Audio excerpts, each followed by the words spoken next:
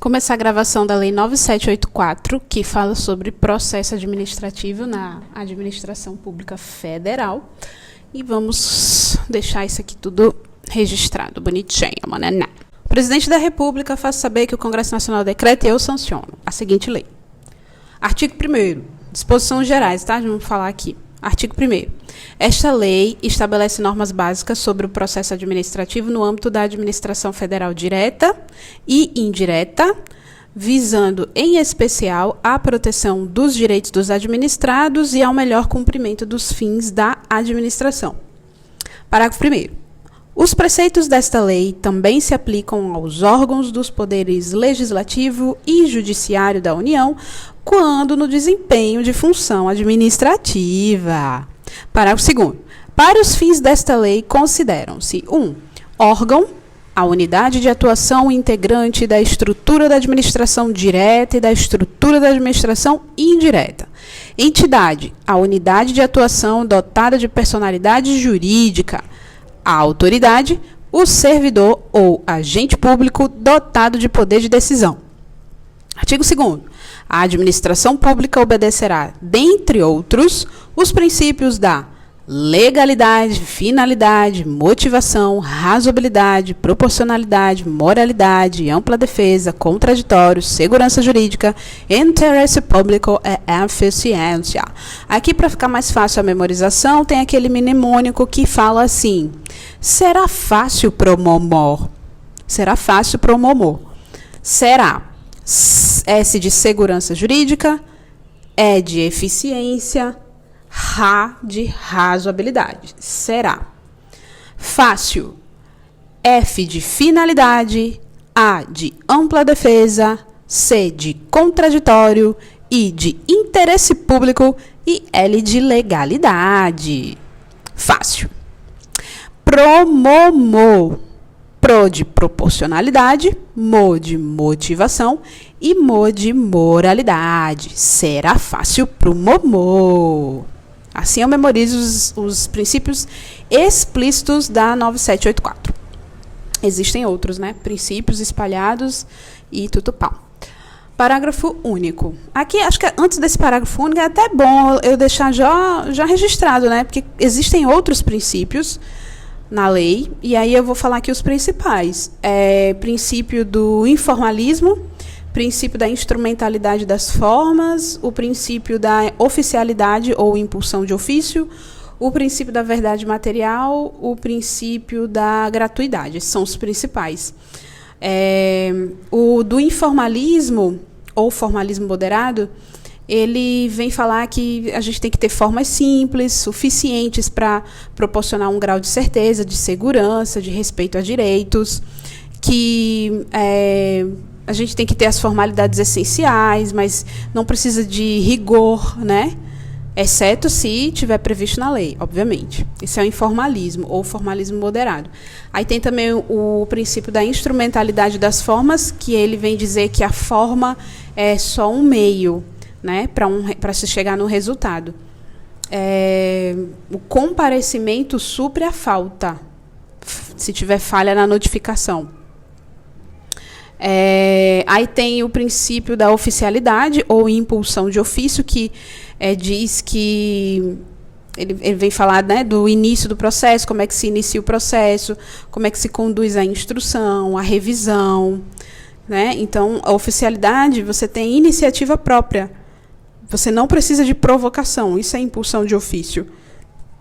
Então, o processo ele pode começar, pode ser conduzido, ele pode ser revisado por iniciativa própria, sem provocação. Verdade material, ou princípio da verdade real, ele diz que é necessário que se identifique o que realmente aconteceu. Então, tem que ter a flexibilidade das fases.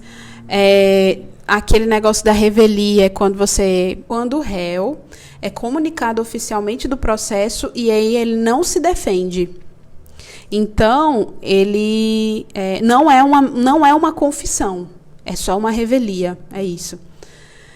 Outra coisa aqui sobre esse princípio da verdade material real é que não pode ser aceito provas ilícitas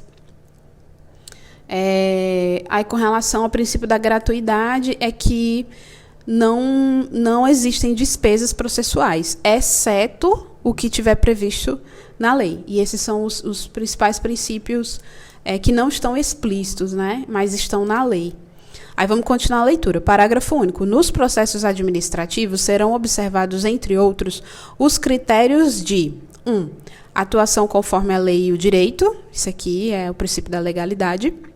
2. Atendimento a fins de interesse geral, vedada a renúncia total ou parcial de poderes ou competências, salvo autorização em lei. Isso daqui é o princípio da impessoalidade e da finalidade, né? Atendimento a fins de interesse geral. E quando ele fala vedada a renúncia total ou parcial de poderes ou competências, salvo autorização em lei, ele está falando do princípio da indisponibilidade. 3. Objetividade no atendimento do interesse público, vedada a promoção pessoal de agentes ou autoridades. Aqui a gente está diante do princípio da impessoalidade e da finalidade, né?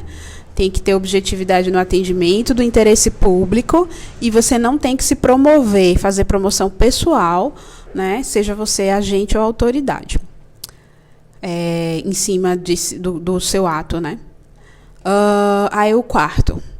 Atuação segundo padrões éticos de probidade, decoro e boa-fé. Então, a gente está aqui diante do princípio da moralidade.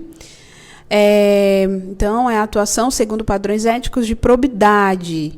Probidade e moralidade são a mesma coisa, mas improbidade não é sinônimo de imoralidade. Uma coisa é uma coisa, outra coisa é outra coisa.